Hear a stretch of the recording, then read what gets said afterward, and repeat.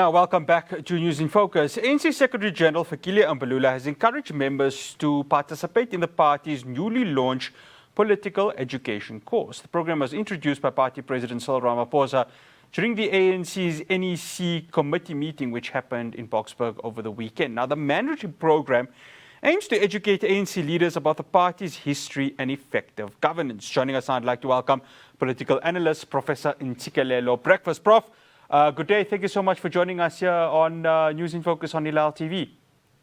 Thank you very much for having me. Absolute pleasure. Prof, was this a bit of a reactionary move by the ANC given its dismal performance in the elections? I think the ANC of late, as you know, has been dealt with a blow in a big way. And because of that, one-party dominance is a thing of the past. So it had to take a step back and then look ahead.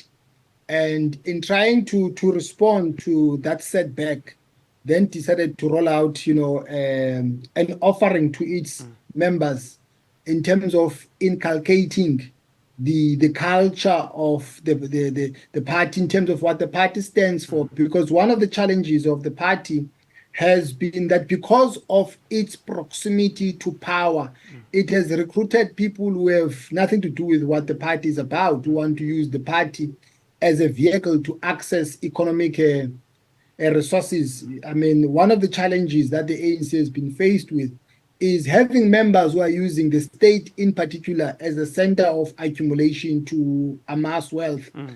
The ANC describes itself as a disciplined force of the left. It's not a leftist organization like the Communist Party, which is the vanguard. And one of the hallmarks of members of a revolutionary organization is political agitation, which comes with political education, is an ideological clarity about the outlook of the party.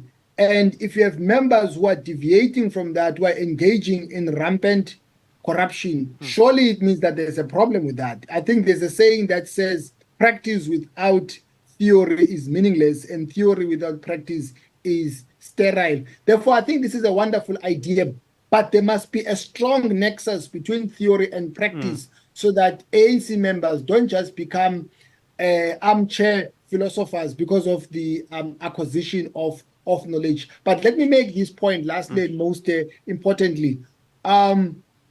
Acquiring knowledge does not mean that the ANC will improve its electoral performance. But this can be a building block towards that.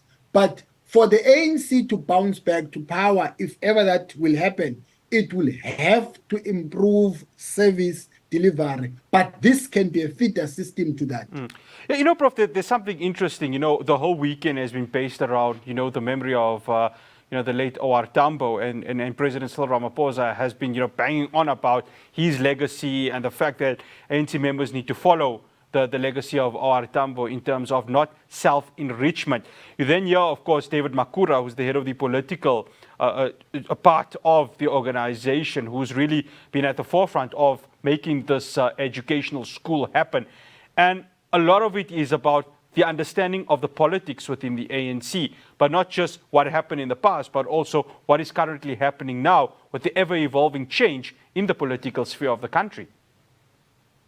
Yeah, I'm sure the late O.R. Tambo, including the late former President Mandela, I'm sure they are turning on their graves, because of the political culture of the ANC now of corruption. I don't think that ANC members, as things stand, they live up to the ethos and the values of O.R. Tambo. It's the exact opposite. And yeah, I think it's good to inculcate these values.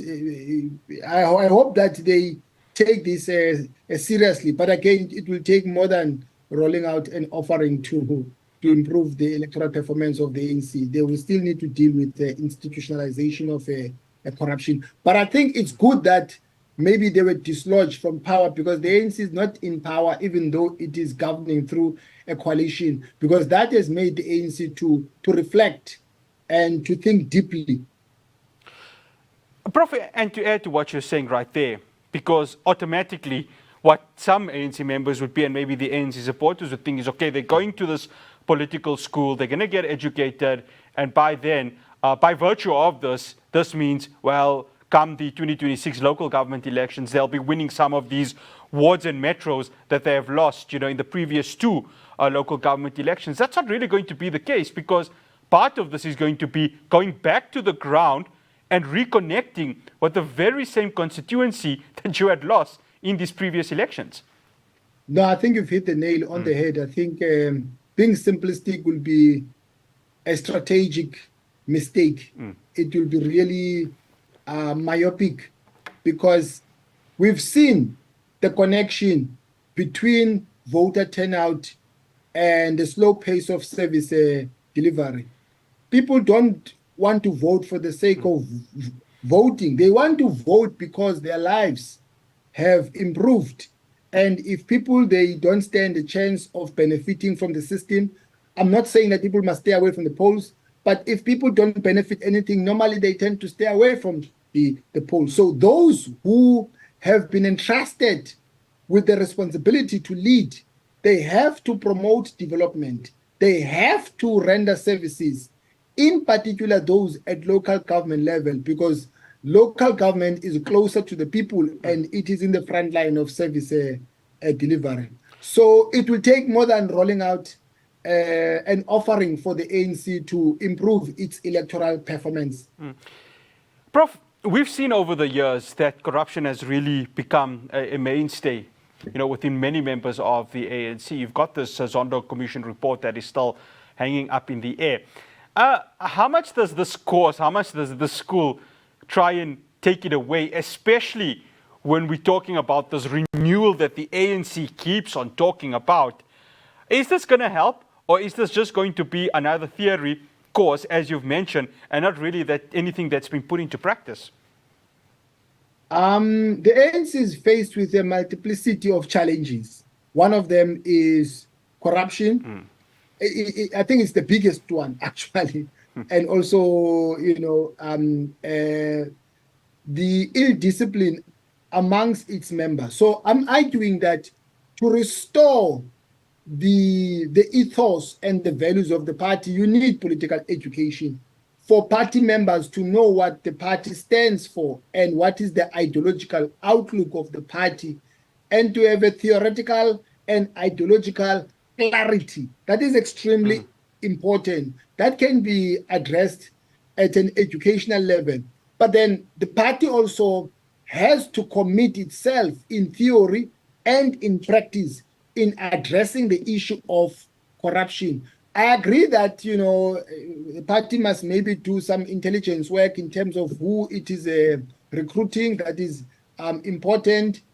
I think it's a good thing, but to address ANC problems, you need a multi-dimensional approach. You need an approach that is clinical, that will deal with some of these challenges. Prof, one final question. The step-aside rule, this is probably one that has been throughout this entire NEC.